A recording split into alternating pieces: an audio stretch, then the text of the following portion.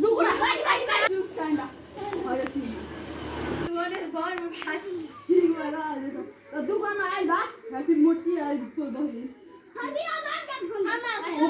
हमको खाए हमने पड़ा हां हमने बोला